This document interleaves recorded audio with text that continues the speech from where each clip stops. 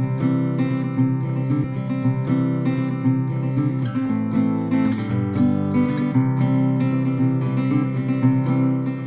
कृष्णा। स्वागत है आपका मेरे चैनल पर हील योर सोल और मैं आपकी दोस्त नेहा। आज हम आध्यात्मिकता के बारे में बात करेंगे।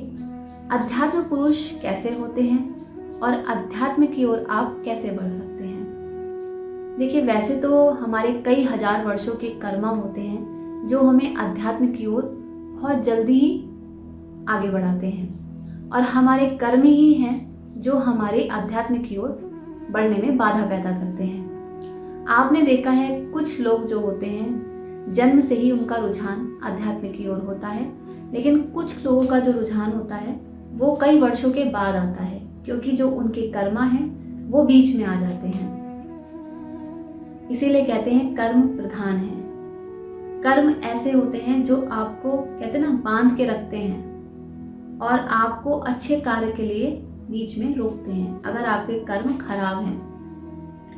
अब ये जो संसार रूपी माया है वो इतनी प्रबल होती है, वो भी आपको अध्यात्म की ओर बढ़ने नहीं देती। आपको सांसारिक चीजों में इतना लिप्त रखती है कि सच जानने के बावजूद भी हम आगे नहीं बढ़ते, क्योंकि जब भी हम अध्यात्म की ओर या हम अच्छी चीजों की ओर बढ़ेंगे तो जो सांसारिक माया है वो हमें पीछे की ओर खींचेगी। एक अध्यात्म पुरुष की जो पहचान है वो उनकी वाणी से, उनका करुणामय हृदय और शीतलता। आपने देखा है जैसे कि एक कमल दलदल के बीच में होते हुए भी और उसमें लिप्त ना होते हुए भी अपने औरे को, अपनी पहचान को एक अलग ही दर्शाता है और अपनी कहते ना अपने रूप से सबको अपनी ओर मोहित करता है। तो जब हम कमल के संपर्क में आते हैं, उस पुष्प के संपर्क में आते हैं, तो उसकी सुगंध से मनमोहित हो जाते हैं और जो भी हमारे मन में नकारात्मकता होती है वो दूर हो जाती है। ऐसे ही आध्यात्म पुरुष के जब हम संपर्क में आते हैं तो हम कितने ही क्रोधमय स्थिति में क्यों ना हो या कितनी ही नाराजगी क्यों ना हो किसी के प्रति, लेकिन जब हम किसी आध्यात्म पुरुष के संपर्क में आते हैं तो सारी जो क्रोध है, जो नाराजगी है, वो मन चित्त शांत हो जाता है। तो उन्होंने क्या किया है कि सांसारिक माया में लिप्त ना होकर अपने औरे को ऊपर यानी उससे परे जाके अपने आप को दर्शाया है।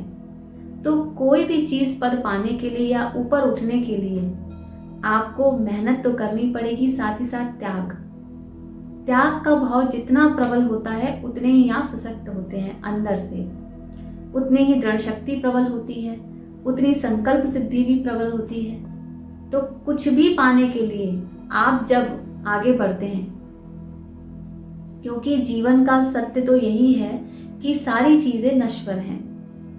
अब जानने के बाद, मानने के बाद भी अगर हम अपनी आंखें बंद कर लेते हैं तो बहुत वर्ष हम उसी में अपना निकाल देते हैं। लेकिन जब आध्यात्म पुरुष, जब ऐसे व्यक्ति जब धीरे धीरे आगे बढ़ते हैं तो वो सच्चाई की ओर बढ़ते हुए, दिक्कतें हर एक चीज में आती हैं, लेकिन सत्य का सामना जितना आप कर लेंगे उतना ही आप दुख और सुख के इस चक्रव्यूह से बाहर निकल आएंगे। क्योंकि कहते ना, अगर बाहर कितना भी बड़ा तूफान क्यों ना हो, अगर आप अंदर से प्रसन्न और आनंदमय हैं तो आप अध्यात्म की ओर आगे बढ़ते हैं, है ना।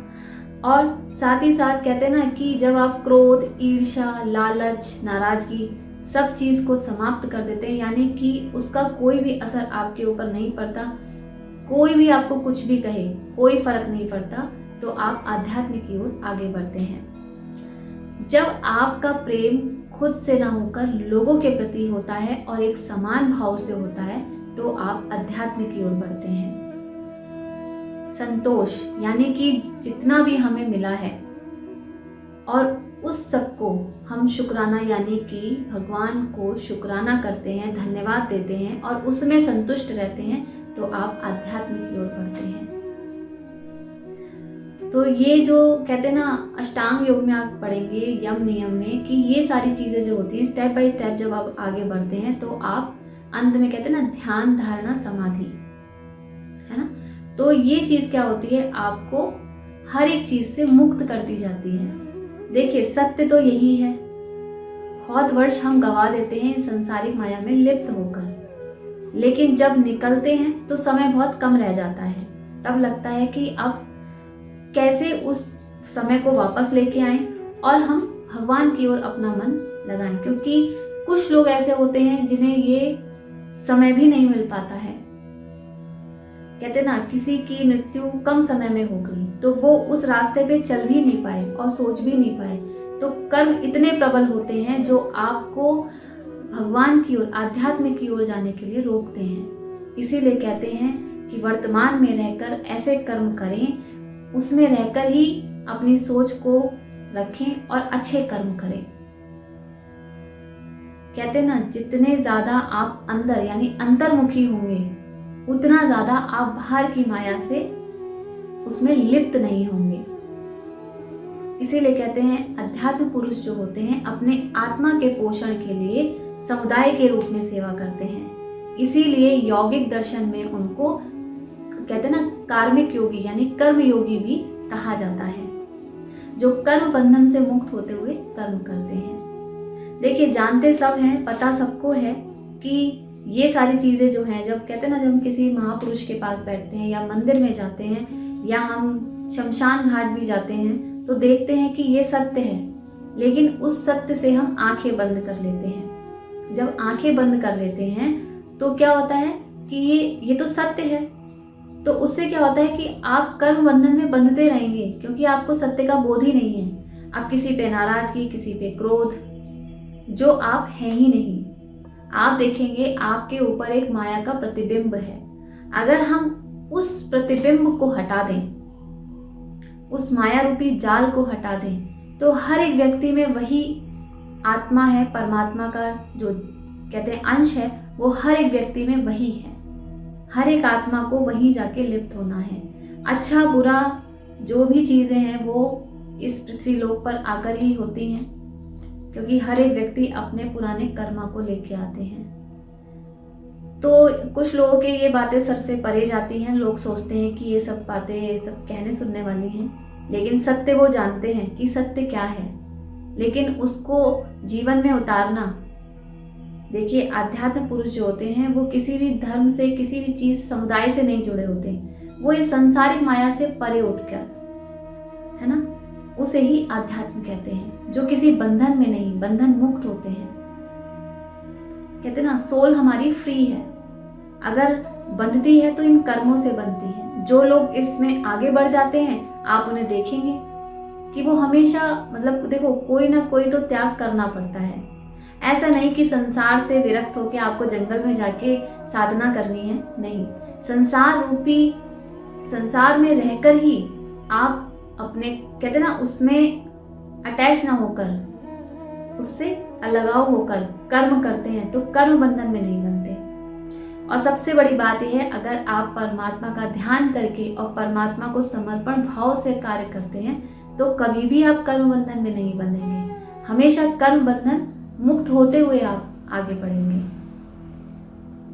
तो ये तो एक अध्यात्म पुरुष की एक व्याख्यान है कि जो अध्यात्म पुरुष होते हैं जो इन सारी चीजों को जीवन में उतारते हैं और आगे बढ़ते हैं। देखिए कहना आसान है, जीवन में उतारना, कहते ना, उसी का अभ्यास किया जाता है। अगर आप इस माया रूपी कहते ना, माया रूपी जाल में ना फंसकर अगर आप इन सारी चीजों का अभ्यास करें तो आप जिस भी जगह काम करते हैं और परमात्मा का नाम लेके करते हैं तो आपका कार्य भी सफल होगा और आप हर बंधन से मुक्त होते हुए भी जाएंगे। तो मनुष्य योनि जो है वो कर्म बंधन से मुक्त होने की योनि है। ये सैकड़ों वर्षों के बाद हमें प्राप्त होती है। तो क्यों इसे आप, कई वर्ष आप क्यों ऐसे खराब कर रहे हैं जो हमारे साथ नहीं जाना है। परमात्मा का अंश है हम, और हर एक जीव में वही परमात्मा का अंश है। बस कहते ना, अपनी दृष्टि को बदलें, अपने नजरिए को बदलें। नजरिया बदल जाता है तो सारी चीजें अलग ही दिखती हैं, क्योंकि जो दिखता है वही हमारे अंदर विचार प्रकट होते हैं। तो जो मैं बताती हूँ, हमारे जो 5 सेंसेस हैं वो हमें हर चीज का एहसास कराते हैं। अब वो हमारे ऊपर है कि हम क्या देखना पसंद करें। परमात्मा की मूर्त, परमात्मा के जो स्वरूप है उनको देखें, उनका दर्शन करें। आप जानते हैं परमात्मा ही हमेशा हमारे साथ रहते हैं, जिनका साथ अंतिम यात्रा तक नहीं छूटता है और अंत में हम उन्हीं में विलीन हो जाते हैं। तो सत्य का बोध सबको है, बस उसको मानना ज़रूरी है और जीवन में उतारना ज़रूरी है।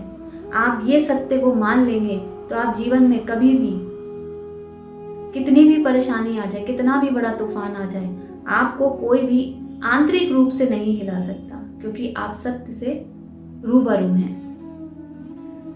तो मैं यही कहूँगी आज के मैसेज में कि आप लोग सत्य को जानते हैं, सत्य को अपने जीवन में उतारें, आध्यात्म की ओर बढ़ें, यानी कि परमात्मा से अपना लगाव लगाएं, उनका जप मंत्र कीर्तन करें, भगवान का नाम लें, जप करें। कहीं भी बैठ के कर सकते हैं, ये नहीं कि आपको घंटों कहीं बैठ के माला जाप करनी है। आप मन में भी मनन करते हैं, चिंतन करते हैं भगवान का। जो आध्यात्म पुरुष होते हैं वो एकांतवास को पसंद करते हैं, चिंतन करते हैं, भगवान का चिंतन करते हैं। चिंता नहीं, चिंतन। चिता तो क्या कहते हैं ना, चिंता चिता के समान है, लेकिन चिंतन जो होता है वो आपको हर एक चीज से बाहर निकालता है ना। गलतियां सबसे होती हैं, लेकिन गलतियों से ही व्यक्ति सीखते हैं। अब जो समय निकल गया है उसको आप उसके बारे में ना सोचें, आज से ही शुरुआत करें और ध्यान भगवान में लगाएं। हरे कृष्णा, राधे राधे।